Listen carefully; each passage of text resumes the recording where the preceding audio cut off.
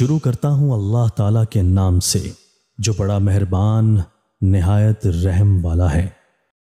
حضرت ابو ہریرہ رضی اللہ تعالیٰ عنہ کہتے ہیں کہ رسول کریم صلی اللہ علیہ وآلہ وسلم نے فرمایا، جب کوئی مومن گناہ کرتا ہے تو اس کے دل پر ایک سیاہ نقطہ ہو جاتا ہے، پھر اگر وہ اس گناہ سے توبہ کر لیتا ہے اور استغفار کرتا ہے تو اس کا دل اس نقطہ سیاہ سے صاف کر دیا جاتا ہے، اور اگر زیادہ گناہ کرتا ہے تو وہ سیاہ نقطہ بڑھتا رہتا ہے یہاں تک کہ اس کے دل پر چھا جاتا ہے۔ بس یہ ران یعنی زنگ ہے۔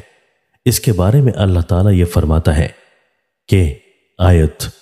یوں ہرگز نہیں بلکہ ان کے دلوں پر یہ اس چیز یعنی گناہ کا زنگ ہے جو وہ کرتے تھے یہاں تک کہ ان کے دلوں پر خیر و بھلائی بالکل باقی نہیں رہی۔ تشریح، یہاں تک کہ وہ اس کے دل پر چھا جاتا ہے کا مطلب یہ ہے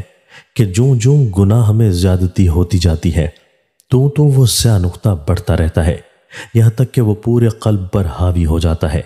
اور قلب کے نور کو ڈھانپ لیتا ہے، جس کا اثر یہ ہوتا ہے کہ وہ مومن دل کی بینائی سے محروم ہو جاتا ہے۔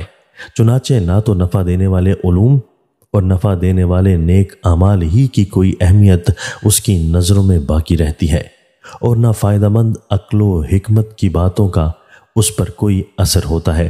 اس طرح وہ شفقت و رحمت کے حیات آفرین وصف سے خالی ہو جاتا ہے کہ نہ اپنے اوپر رحم کرتا ہے اور نہ دوسروں کے ساتھ رحم و کرم کا معاملہ کرتا ہے، اور آخرکار اس کے قلب پر ظلم و جہل اور شر و فتنہ کی تاریکی اپنا تسلط جما لیتی ہے، جس کا نتیجہ اس کے علاوہ اور کیا ہو سکتا ہے کہ گناہ پر اس کی جرت بڑھ جاتی ہے اور معصیت آمیز زندگی ہی اس پر چھا جاتی ہے۔ دوستو، اللہ تعالی ہمیں ان احادیث مبارکہ پر عمل کرنے اور اپنی زندگیوں کو سنوارنے کی توفیق عطا فرمائے۔